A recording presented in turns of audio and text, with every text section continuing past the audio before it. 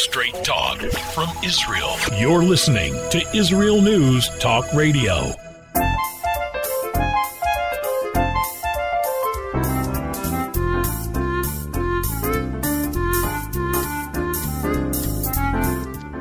Good morning. Good morning. My name is Andrea Simantov, and you are listening to Pull Up a Chair on IsraelNewsTalkRadio.com.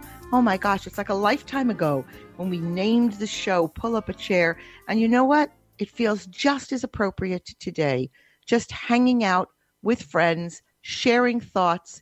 And I must tell you, I really do enjoy receiving notes from you, telling me the things that resonate with you that we speak about on this, not just this show, but on the entire station. And also things that you, when you have a bone to pick with me. What does that even mean, a bone to pick?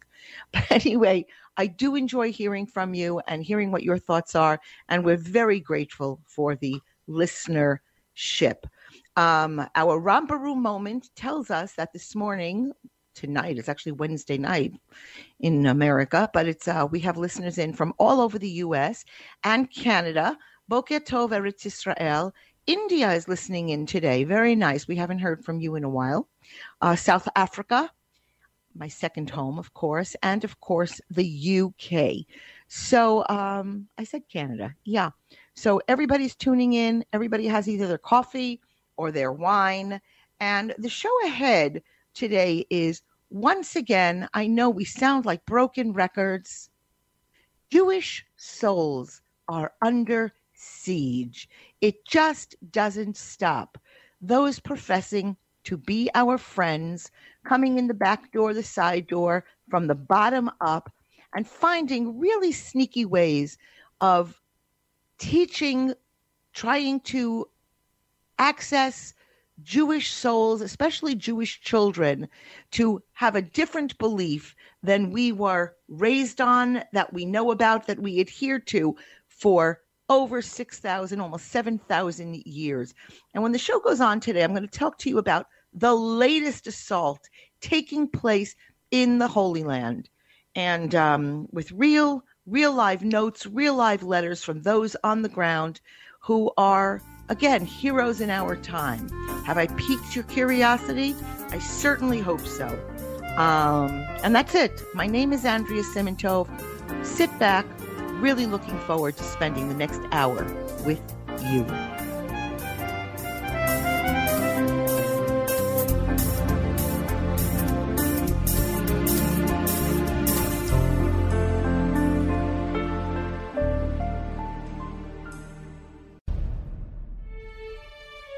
Israel is located in one of the most volatile areas in the world.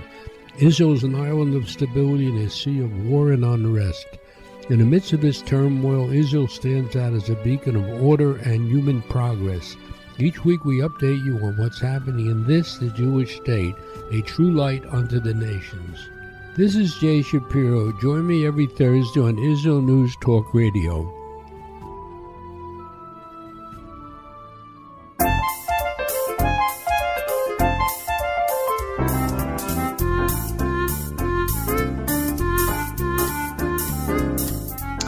And we're back. Andrea Simantov, pull up a chair, pull up a futon, pull up a couch, pull up a sofa bed. Okay, so anyway, this week, as I said, we're going to talk a little bit about the things that rile me up, a little less craziness than in the old days, become a little more mellow. But I just wanted to share with you, I had a very interesting week. Again, I'm living in this country for 26 years, 26 glorious years. I have had the immense privilege of really having a front seat on the unfolding Jewish history. And I never take it lightly. And suddenly I was aware, I had a dentist, I'm having a lot of dental work. Has anybody noticed that? Like for the last year on this show, I keep talking about my teeth. I'm telling you, I loved the year of masks. I just went out and I looked like everybody else. Once I took off the mask, it was really kind of scary. I looked like a redneck joke. But anyway, so I'm at the dentist and hating it. Forgive me, any dentist listening in. It's not fun. It's not fun, even with the videos, even with the drugs. It's not fun. And we all of us lying in the chair have the vision of somebody standing on your chest, using one of those like cement breakers. And it's really not. And I thought, I live in a Jewish country, a country that did not exist in its modern form 80 years ago, with Jewish dentists and buses and aggravation and people to talk with and yell at. And I went away for this past weekend. I was invited. We were guests, my husband and I. We were guests at a very religious resort hotel on the Sea of Galilee, the Kinneret. And when you walked out on Sabbath morning, you heard from every corner of this beautiful kind of resort hotel different minyanim, different prayer quorums. We heard Yemenite, we heard Ashkenazi, we heard Sephardic, we heard Moroccan. There was actually a small Ethiopian minyan quorum praying. And I thought to myself, forget about the miracle of Israel. Let's dumb it down, Andrea. 50 years ago, could I ever imagine that I would have uprooted my life, changed my life, picked, chosen, and grabbed life by the shoulders and lived here? And I started to think about this. There is so much in our power. A lot of us wake up on days in a world that seems out of our control, for sure. This COVID thing has really given a universal knock on the head. We're like victims, sitting ducks to the next strain, the next outpouring. But then when I think how much glory there is to grab, how much bounty is out there for us with two fists, while we extol God's greatness and we thank him, there's no reason to spend each day in a sigh. If we are not actively participating, actively rooting, actively milking the day for what it has for us, God's partners, in a sense, it's spitting in the face of heaven. Okay, I wanted to say I received a very nice note this week from Todd in California. Todd writes to me every once in a while. I love it. I look forward to his notes. How does he write to me? He writes to Andrea at IsraelNewsTalkRadio.com. He's cogent, and he generally doesn't, he's not sloppy. He doesn't write all the time. But when something really jumps out, and he found himself very much on the same page. Last week I mentioned that the governor of California, I don't even remember, forgive me, I don't remember his last name. I don't want to give the wrong last name. I remember his first name is Gavin. And I once had a son-in-law named Gavin who I liked very much. So I thought I would like this governor, but like not so much. Anyway, so the governor gave this, his name, our stalwart producer has said to me, Newsom, Governor Gavin Newsom.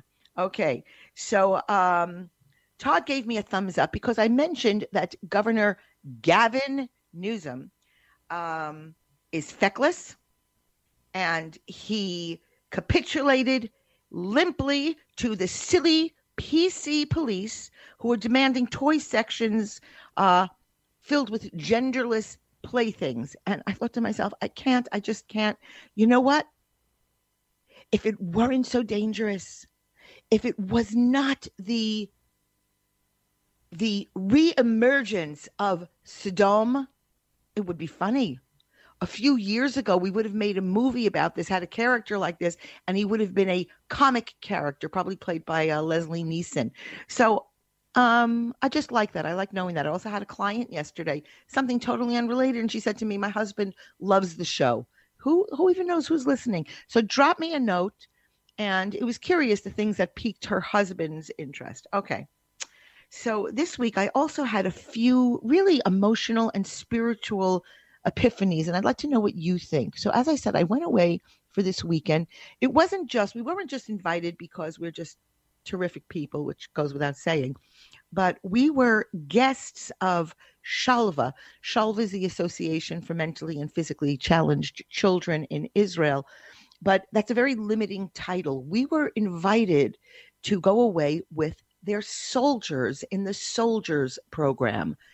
What soldiers? These are young men between the ages of 18 and 30 who live in beautifully appointed apartments in Shalva. They have a very high level of cognition. Most of them, it's a cognitive disabilities, not so much physical. A few of the guys have Down syndrome. Some of them are living with Asperger's and autism. What is incredible, my incredible Israel, has honed in on these soldiers, these young men who are so sharp. Some of them really, mamish, are savants. You speak with them and you say, gee, this guy's like kind of out of it. What, he doesn't know who the Kardashians are? Thank God, thank God, thank God. These guys can sit in front of a computer monitor, and some of them have actually stopped terrorist attacks in our various yishuvim, our agricultural settlements around different places, Judea and Samaria. They sit, they watch. They're valued members of the Israeli army. They dress in uniform. And it was such a treat to go away with these guys, because in another time or another place, they would be subjected to slurs, to be called all kinds of epithets. Is that the word, epithets? All kinds of negative labels. These guys are rock stars. They're funny. They sang, I'm going between the English and Hebrew, Shabbos songs.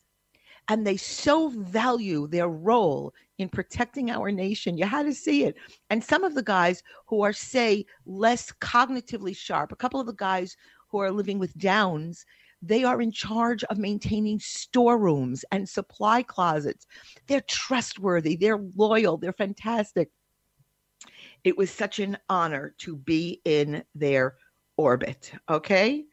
And then again, tomorrow night, crazy. We're invited again to go away to another very famous kibbutz hotel.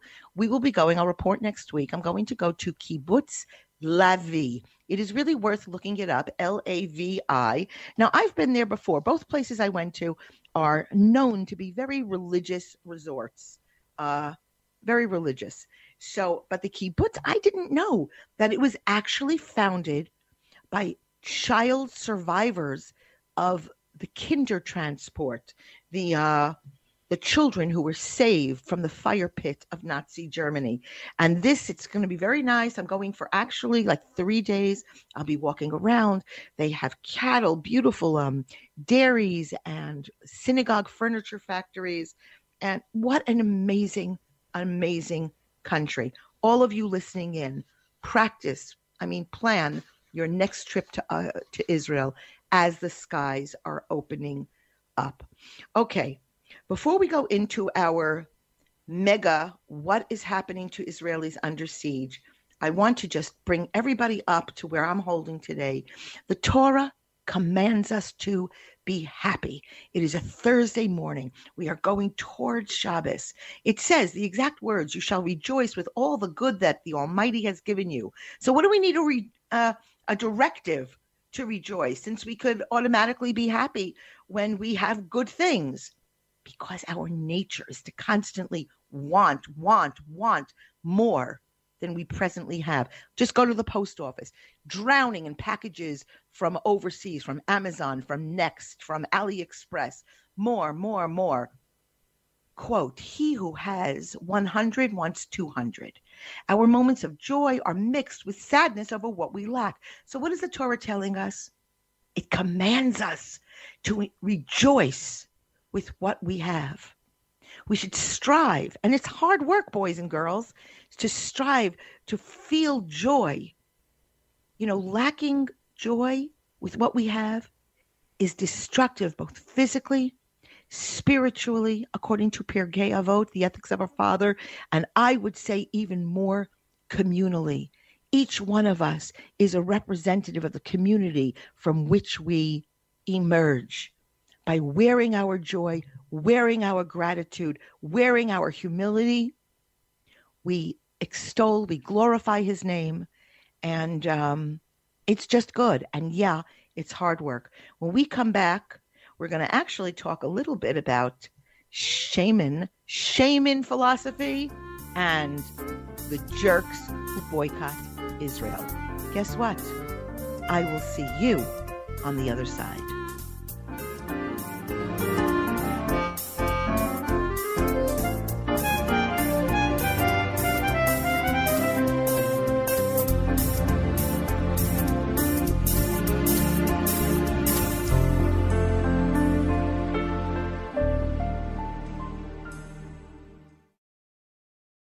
The Tamar Yona Show. Tamar? She's sassy. She's smart.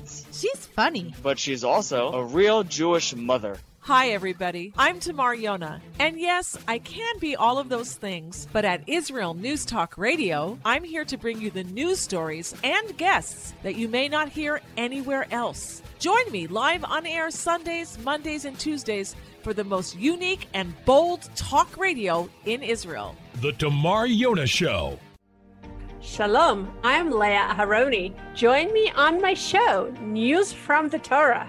Each Sunday, we'll use the weekly Torah portion as a prism for understanding the news today. Listen to News from the Torah to gain clarity about the times we're living in and to understand your own spiritual path in the process. News from the Torah every Sunday on Israel News Talk Radio.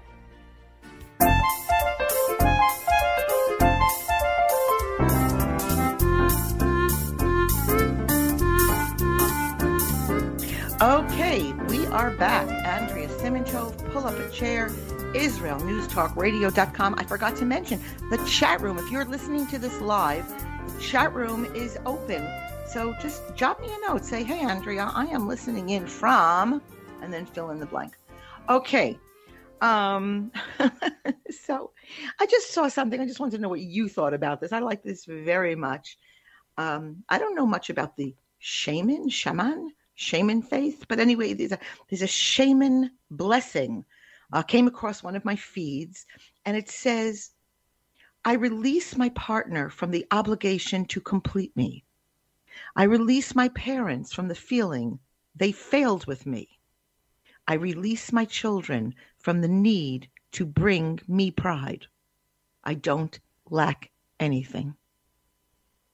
I like that a lot. I think to myself, man, oh man, we can find Torah everywhere. All these people saying, I'm like this because my mother, was cold. My father was never home, released, freedom. We've all been given, as I said at the beginning of the show, we've all been given phenomenal power. Okay. Sign in England. Found out it is illegal. Apparently, enemies of Israel. You got to be, a lot of these people are unemployed. I'm thinking, if you have this much energy, get a job. But anyway, apparently they break into the slots where you can, the billboards, where you have all these ads for, perfumes and all kinds of sexy pocketbooks and stuff. Anyway, an ad appeared, very professional, big, beautiful ad. Israel, a picture of Israel with a big knife in it or stabbed. And it says something like, normal people boycott Israel. And just wanted to know what you think about that being up on the public street. So people's response was, well, it will be taken down. Well, how much damage until it's taken down? How many people see it? How many vulnerable minds say, this Israel really is. Everybody hates it. They must really, really be bad before it comes down. And, we're so impressionable. We're so porous. Our brains, our hearts, our souls.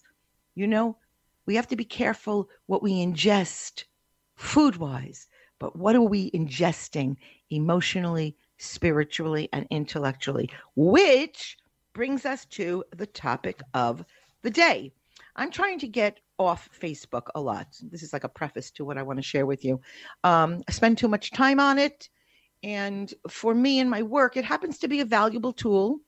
I think that everything can be made holy. Nevertheless, I'm spending too much time on it, and I've stopped. I've also stopped, which may be problematic for my work at Israel News Talk Radio. I don't listen to the news all day. I do not read. I used to read 4 or 5 newspapers a day. You should see my house reflected that. But I was just drowning. We've talked about it on other shows, that this constant input of news and information actually is resulting in a lot of depression, a lot of feelings of spiritual and emotional impotence. Didn't want it. It wasn't feeding me. I stopped twice a day, in the morning, and then at dinner time, I check the news. I'm done. So a lot more that we're getting on this show are things that I think about, and I want to know more from you, not spitting back some of the crapola that I'm reading during the day on the internet, which is why last few weeks I keep coming across my feed that there's a very professional looking movie company here in Israel looking for actors, people to act in a movie. And they really are very big, saying it's a historical movie about Israel.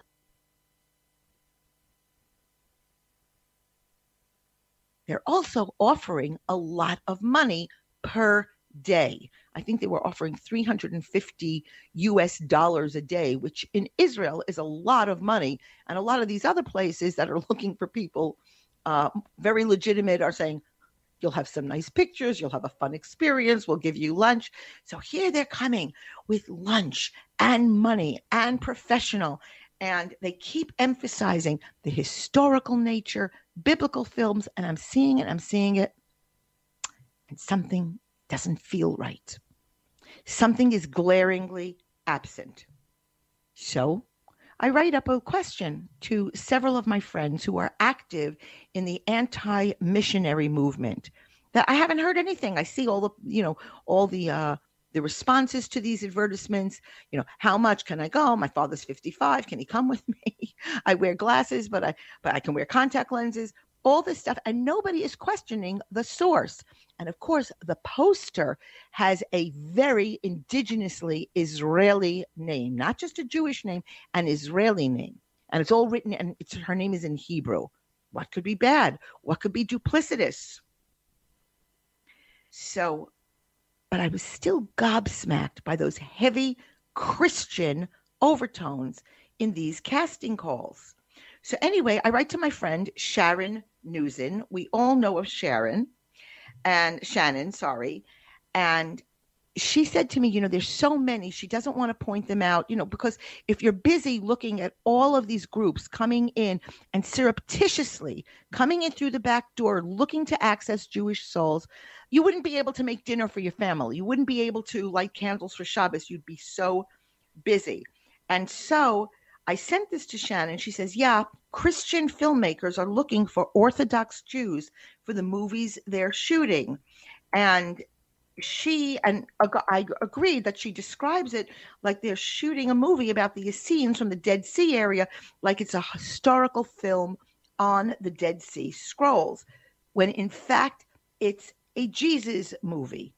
So I said to her, listen, if I post this, am I going to be like opening myself up to danger, charges of libel? So this is the one I'm talking about is a very well-known group, and they actually are an arm of the Christian Broadcasting Network, the CBN. All right, so I did my research here, okay? Now, in a minute, I know that some of you listening in, especially my Christian friends, are listening in and saying, well, but what's the problem? It's a movie. They tell you it's about Bible. They're not trying to convert anybody. Here it is. But this is the problem. It's the CBN Ministries putting this out. I had actually looked this up. And they say in their website that their mission is to prepare the nations of the world for the coming of JC and the establishment of the kingdom of God on earth and achieving our message. Nothing should be done that does not glorify God and his son, we know who. In our work, now here is where it gets, in our work, this is a direct quote, our public relations, our internal and external communications, there will be an abiding commitment to truth. Integrity must characterize all of our dealings with others, the statement continues. And then they sign at the beginning, honesty, integrity, respect. Narishkeit. It's sneaky. That's the part that isn't posted. That comes from a synopsis of the project that is sent to other Christians. No Jews received that synopsis. Okay? There is no transparency. It is deliberately hiding it. Jews are not being allowed to make informed decisions about these projects in which they are being asked to participate and being paid for. There's nothing malicious about, according to Ruth, I love Ruthie Eastman. She says there's nothing malicious in asking for truth and clarity from the beginning of a project. Andrea is coming in. This is deliberately sneaky. You know, I'm just looking here at some of my notes. You know, a lot of their productions are available. I think it's called biblical production. I don't know. I don't even want to tell you because I don't want you to find it. But anyway, that they're billed as documentaries, but they're not documentaries. They're propaganda pieces.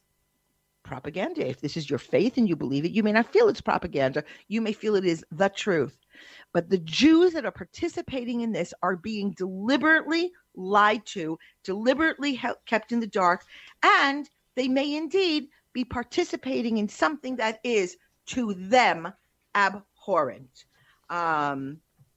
Some of the things, again, not the parts that the Jews received. This is what the non-Jews receive who want to know about the film.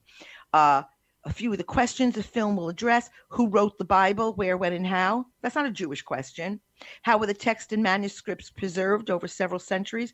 Are these manuscripts reliable? How was the canon chosen? The text omitted from the canon? What are the Apocrypha and the Gnostic Gospels? Not Jewish questions. And you know what? Even more, we're going to get back. Let's get back to basics. You are guests. Very clearly, this is a New Testament project. We are not part of any New Testament, any rewrite. You come here, you're a guest, you act like a guest, and even more, you don't spit in the face that feeds you, and you don't spit in the living room or indeed defecate in a place that is offering you friendship, kindness, roofs, and, sadly, our naivete. Jews, be aware, ask questions. Facebook can be fun, it can be safe, but it can be also more dangerous than a loaded rifle or an atomic bomb. The missionaries, especially, I know I live in a neighborhood that is filled with missionaries and missionary targets. Please, and for my Christian friends listening in, write to the CBN and tell them to stop. See you on the other side.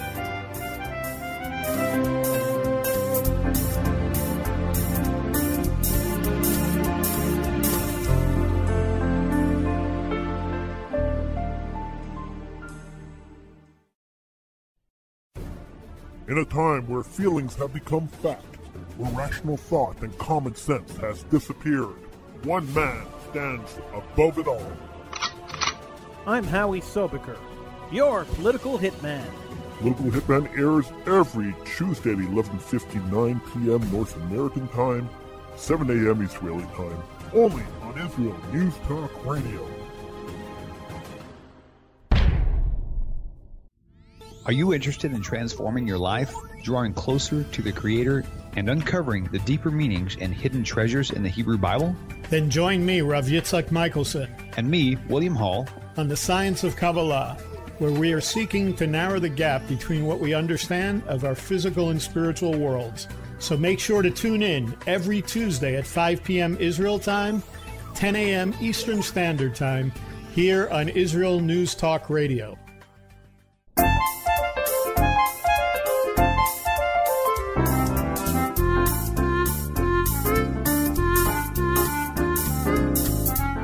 And we're back. Andrea Simantov, pull up a chair on IsraelNewsTalkRadio.com, speaking with you directly from the holy city of Jerusalem.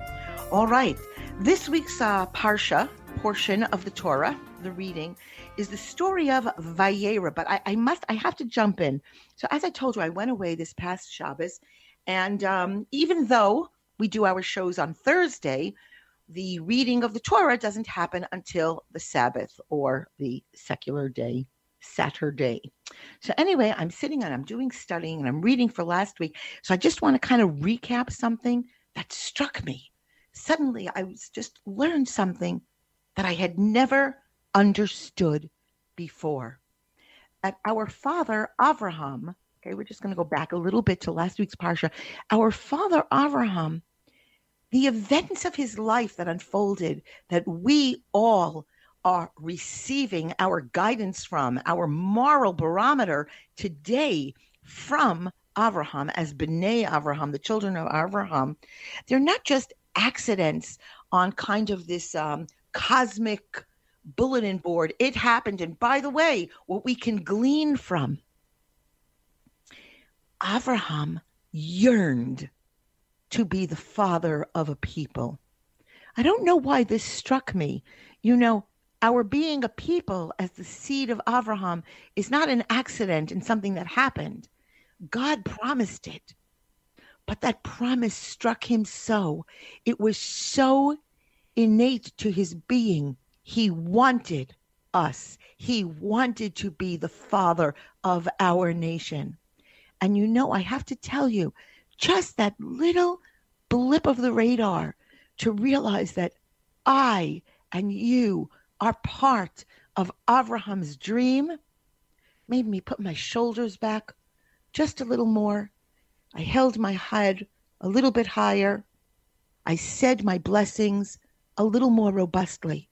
It was the least I could do to acknowledge the dream of Avraham and the role that I played in that reverie. So I just really wanted to share that with certainly my Jewish brothers and sisters. Okay, so here in this week's Parsha, that's how I sound off script. So now we're on script.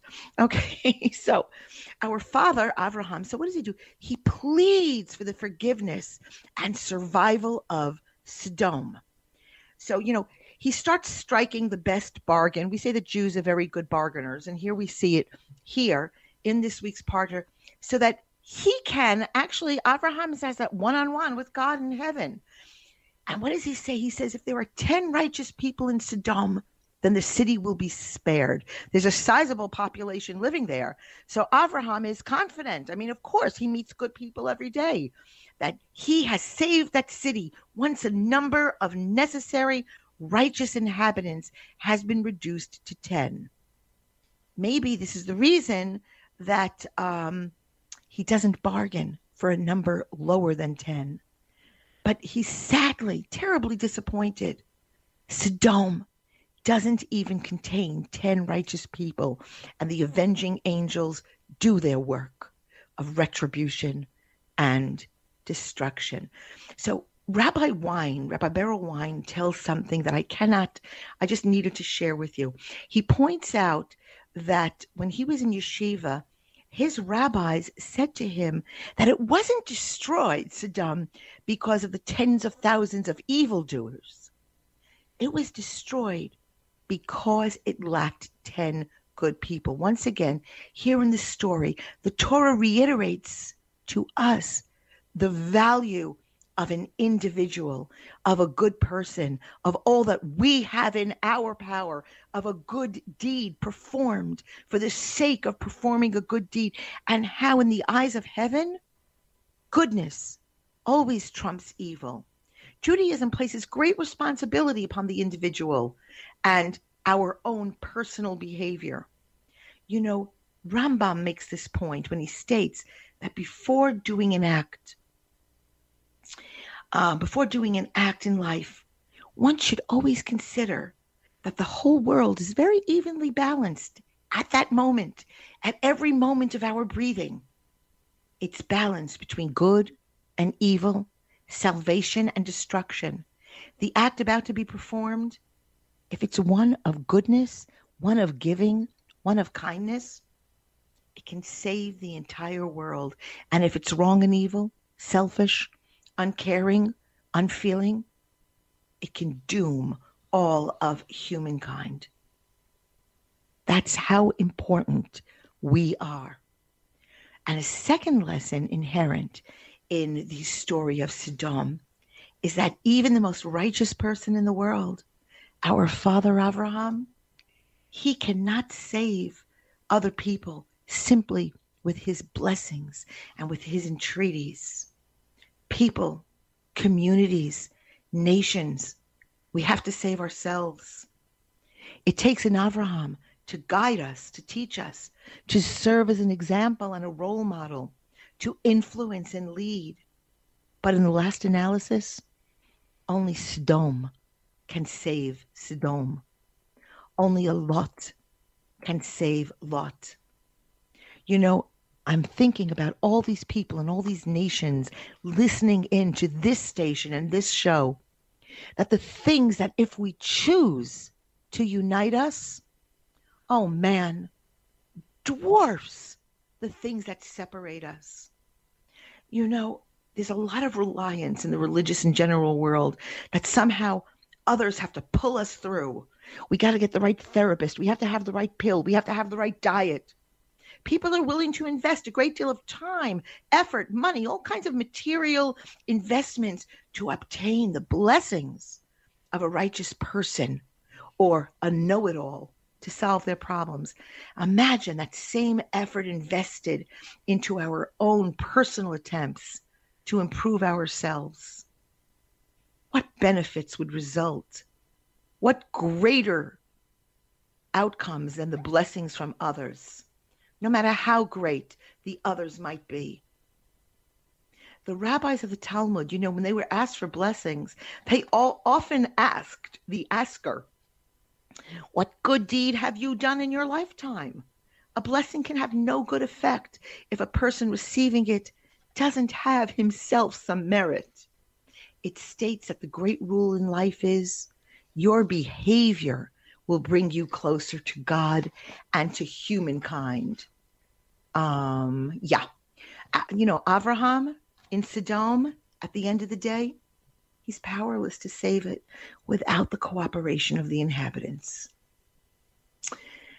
Brings me, I wanted to remind something. You know, when faith turns to arrogance, a lot of us have heard this before, but I think it behooves us. Often it's called a joke, but it's not a joke. It's a parable.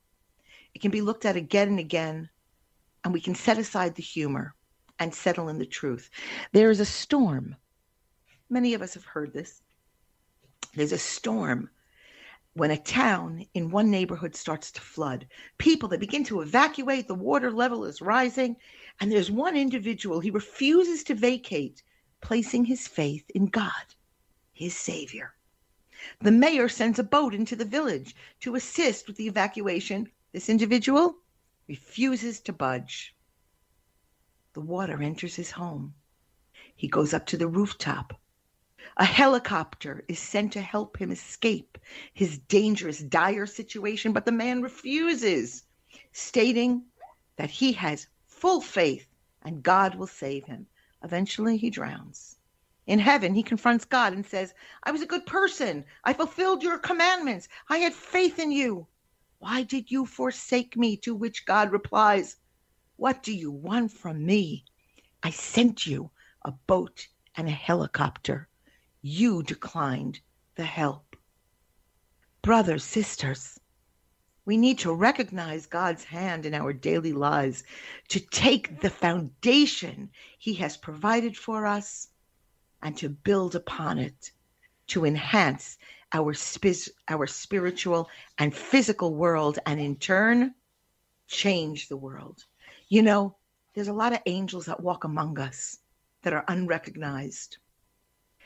Some creatures, you know, well, let me see where I want to say we're running down. Let me just say, yeah, it's our ancestors who transformed this world. They exposed falsehood and superstition, paganism, idolatry. They established monotheism as a common norm of faith and eternal belief. They reconnected human beings with their creator. And they taught all of the later generations to search for, identify with angels that the Lord constantly sends to walk among us. But remember, in searching for angels, we have to come and respect others, to open ourselves to the task of helping one another. Human hospitality is the greatest form of godly service, better than meditating and hoping that God will help you and answer your prayers. You know, even in a world dominated by the lifestyle of a Sodom, dominated by a lifestyle of setting up gender-free toy sections and unisex pronouns. Lahavdil, our blessed Avraham sought to transform those evildoers rather than destroy them completely. He was always looking for angels. Sometimes looking for angels is a fruitless quest, and God's judgment might prevail. But the greatness of Avraham and his search, that is the quest itself. Wishing all of us a Shabbat Shalom u'mivorach and great success in searching for angels.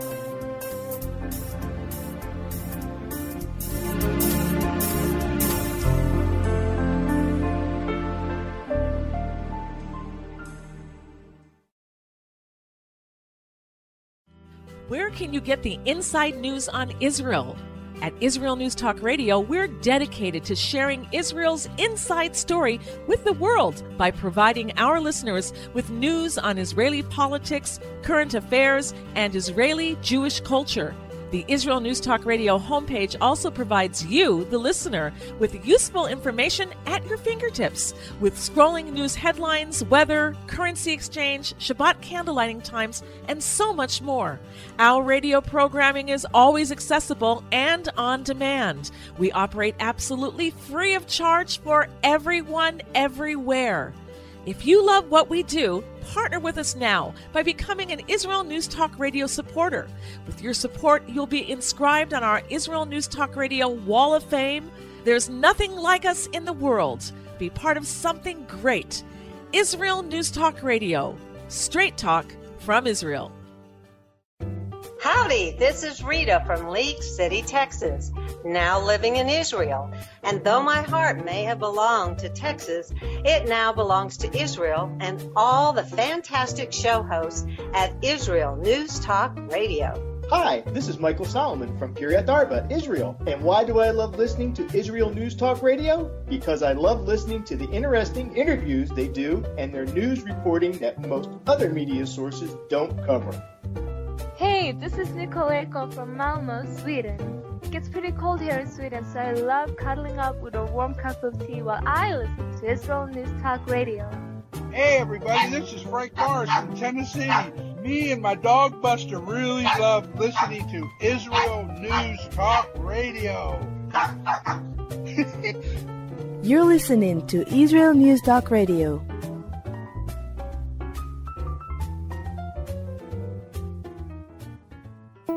News, opinion, and more. You're listening to Israel News Talk Radio.